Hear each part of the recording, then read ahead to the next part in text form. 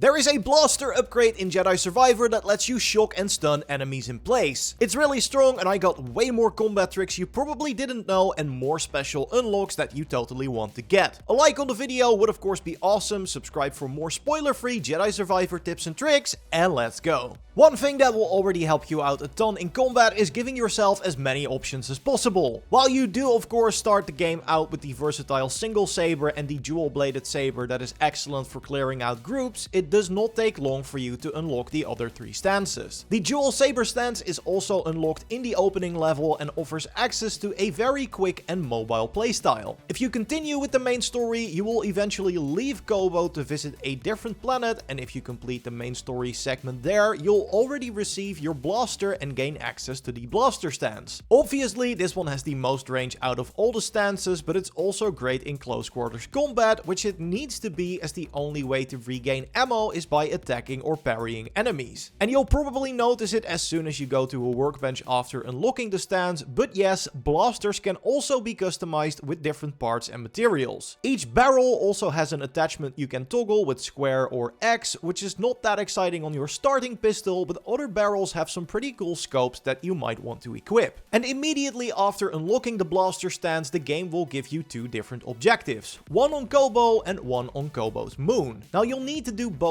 anyway, but both paths have a pretty major upgrade that you might want to get to first. If you dig the blaster stance, go back to Kobo, as progressing the main story here unlocks the bounty system, which will allow you to buy more powerful charged bolts for your blaster at Pyloon's Saloon. There are 3 to choose from, and all of them are a significant upgrade when compared to the regular charged shot. Charged shot gives you a bolt with an AoE detonation when you hold the fire button, which is triangle or Y, and ricochet means your charged rounds can now bounce between enemies to make short work of them. But the best one, in my opinion, is the stun round, which has you drop this AoE shock effect that stuns enemies in place. It's kind of similar to Bode's shock grenade, but unlike Bode, you'll always have access to your blaster, and it's really great to either give yourself a breather or to create an opening to attack. Now, whatever your preference is, all these shots only cost you 2 bounty pucks. And since you already have one after your first bounty hunter encounter, getting the second one is as simple as finding Cage in the saloon. She's in the back corner next to the DJ booth, and then talking to her to retrieve your second bounty. This one is very close to the Derelict Dam meditation point over here on the map. You also get to this point for the main story, and the bounty hunter is hiding in the hallway where you activate the roller mine spawn point to progress on the main path. Once you kill him, head back to Cage and you can buy your first upgraded blaster bolt. Again, I really recommend the stun bolt, but they're all really good, and if you continue bounty hunting, you'll eventually be able to buy all of them. You can then swap between these different blaster shots in the stance menu by pressing square when you have the blaster stance equipped and selected. So really worthwhile to get early, but I'd argue that the reward waiting on Kobo's moon is worth your time even more. After defeating the boss at the end of the main story segment, you'll receive your 5th and final saber stance, the crossguard saber. It's really slow, really powerful, and very well suited for a more defensive playstyle where you parry and dodge to create an opening and then hit back hard with some powerful swings. So again, by going to the moon first instead of going back to Kobo, you can already get this amazing stance early. And as soon as you unlock it, go to the workbench nearby, as there is something pretty cool we can immediately change. You'll notice now you have the option to change the side vents, so the ones that form the crossguard, so to speak. And it's not just a look, as by pressing square you can also change the angle of these vents to personalize your lightsaber even further. Now you do have a decision to make, of course, as you can only carry 2 stances on you at a time. They all have their strengths and weaknesses, so it's really up to you to decide which ones you like best. But no matter what weapon you use, your defensive options are pretty much the same across all stances. You can block, and if you time it correctly, parry an enemy too, or you can dodge the move out of the way. But there is one move from Fallen Order that also carried over, which I kinda forgot about, which is the precision evade. You perform it by pressing the dodge button, so circle or B, without holding a directional input right before an enemy attacks. This will make you dodge the attack while only taking a small step back, meaning you can close in for a counter much quicker than after dodging away. Performing a precision evade also gives you back a small amount of force energy, and you can even use this to dodge the unblockable red aura attacks that some enemies have while standing in place, so it's a very useful defensive defensive tool that is already in your arsenal from the start of the game. And I could have learned how to use the precision evade way earlier if I had checked the training section of the game. This is accessible from any meditation point as soon as you reach Kobo and allows you to refresh and practice some of the game's mechanics. The basic selection is, as you'd imagine, pretty basic and is mostly a refresher for the things already explained in the game's opening level. But under the advanced tab, there are some returning tricks from Fallen Order that you might have forgotten about, including one I will talk about a bit later in the video. But if you feel like you need a place to practice those precision evades, you have the option to do so from any meditation point. Now, the only thing that I haven't been able to dodge yet are AoE attacks. However, since these are ground-based, the best strategy is simply jumping over them. You can already practice this by fighting the Rancor close to Rambler's reach, right over here on the map, as he has some ground slams that can be devastating but can be easily jumped over to avoid the damage. And in general, don't underestimate how useful jumping is in combat. Most melee enemies don't really have a way to reach up, and you can create a lot of distance by jumping away from them, so it's a good way to reset the fight if you are in a tough spot. This becomes even more useful after unlocking the air dash, which happens after the story has you returning to that second planet where you also get the blaster pistol. If you see a dangerous attack coming, double jumping and air dashing will pretty much always ensure your safety. So make sure to use Cal's mobility to your advantage, as it can get you out of a lot of rough situations. Another thing that will really help you with that is using the enemy's own weapons against them. Even early in the game, you'll come across battle droids that employ grenades and rockets to take you down. But you can completely turn the tables on them by using force push to return these explosives to their sender. This will deal heavy damage, and if you're lucky enough for the explosion to hit in the right spot, can take out multiple enemies at once. But explosives are not the only weapons we can turn on our enemies. The shield troopers that you first come across on your way to the forest array also have a weapon we can use against them. Their shields can be smashed through if you just keep attacking, but way easier is to use force pull to rip it from their hands and then smack it back in their face with a force push. If you want to look for more of these tricks, check the tactical guide in the menu for tips against each individual enemy. It's also important to remember that while the blaster stance is clearly the best for ranged combat, each saber stance can engage enemies from a distance with a saber throw. You perform this by holding L1 or LB and then pressing triangle or Y. There's also a tutorial for this in the advanced section of the training menu, but I feel like this one is pretty self-explanatory, so I recommend just trying it out in combat. Now, the only stance that has no throw is the blaster stance, but the blaster is of course a way better alternative as it has more range. But even with less reach, these saber throws can be really nice for some chip damage. It costs some force energy to use the throw, but you can of course easily get that back with some melee attacks or precision evades. And each saber skill tree also has some upgrades for your throw, with my absolute favorite being the dual-bladed saber's control throw. This lets you hold the lightsaber in mid-air while spinning, using it as a giant laser buzzsaw to cut through your enemies. And we want to discuss way more amazing skills you want to unlock in a video coming soon, so subscribe to not miss that one, and if it's already up, you can watch it by clicking on the screen. Leave a like if you enjoyed the video, and I will see you in the next one. Goodbye.